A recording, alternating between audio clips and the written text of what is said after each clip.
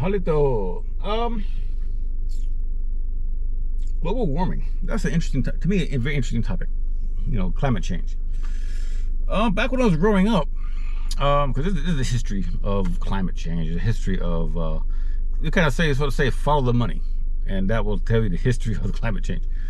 Back when I was growing up, 70s, and even in the 60s and 70s, they were talking about, we're about to enter the new ice age. I remember documentaries being made about the ice age coming and looming ice age and all that kind of stuff. And it never happened. Of course, it never happened. And then going into the 80s, they're talking about the hole in the ozone layer.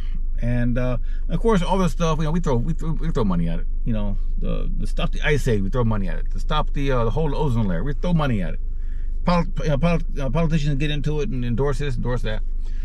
And then going into the 90s, I think it was definitely we started hearing about the global warming and everything. And you can only say things so many times before people stop listening. You only cry. What's that saying? You only cry wolf so many times before people stop listening no more. Nowadays they don't call it global warming. We simply call it climate change. So we're gonna throw billions, trillions at stopping climate change. And I guess good luck at that. I mean, Earth is 5 billion years old. Climate change is kind of an inevitable thing. I mean, if you look at our history, they talk about save glaciers, save this, save that. That glacier had probably melted and reformed, half a dozen times in Earth 5 billion years. We look at our data, and data is data. I mean, data is usually truthful, but you can't get less than 200 years of data on global temps and then say, we're hot as we're as hot as we've ever been in history, or the ice is melting as fast as it ever has in history.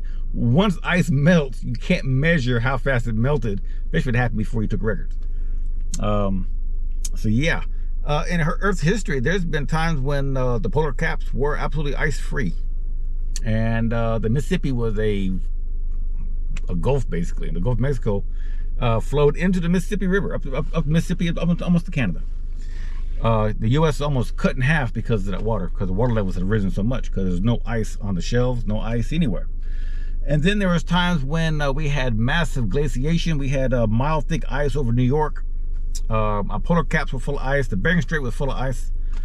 Glaciers were everywhere, and water was low enough you could walk from on ice. You could walk from what is Alaska, what is Russia, into the North American, Canada, into America. Believe it or not, if you lower the water 100 feet, the great what's it called, the big reef over by Australia. It slipped my mind. It's the big reef for Australia, the Great Barrier Reef. If you lower the water levels by 100 feet, you could walk from Australia to Indonesia. I mean, it's walkable. Most of the water in that area full of reefs are less than 100 feet deep, actually. So, yeah, climate change is sort of inevitable. You can throw money at it all day long, and again, taking data from less than 200 years of temperature readings and trying to extrapolate what's going on in the past, what's going to happen in the future. That's like me getting a doorknob. You hand me this doorknob, and I'm going to tell you what kind of house it came from. You can't take 200 years of data to tell you what has happened on the Earth for 5 billion years. There's soil samples, and there's core samples, and there's things you can get data, get little hints. But when it comes to stopping an ice age or stopping the ice cap from melting, these are cycles Earth's been doing for 5 billion years. You can throw all the money you want into it and put all the politicians you want into it. It's not going to change it. And are we affecting climate change? Maybe we are, maybe we're not. I just know that one of these days we're gonna look around and ain't be no glaciers, ain't gonna be no ice caps. Miami's gonna be underwater. Houston's gonna be waterfront property. And then sometime in our future, where our great grandkids gonna be looking around, and we're gonna have a mile thick ice over New York again. The caps will be full of ice, and every glacier is going to be just overflowing. So this is climate change is inevitable.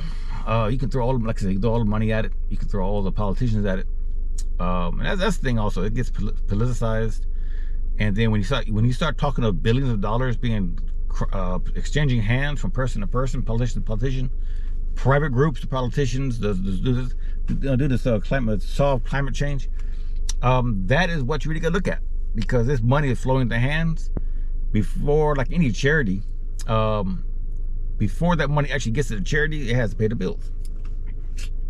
Yes, a lot of charities, you bet $1 for every dollar it goes to that charity, about a quarter makes it or less, and the rest of it goes to paying the bills, paying salaries, paying the bills. So that's all I got. If you want to believe in climate change, is that stoppable? I mean, that's fine. It's not a big deal.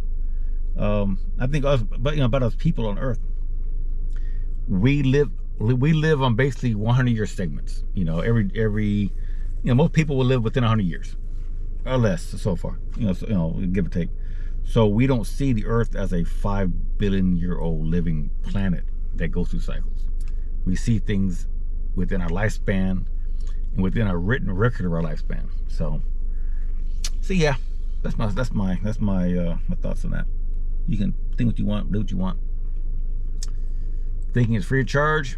Thinking will not cost you $1 billion. To be Selectric Geek.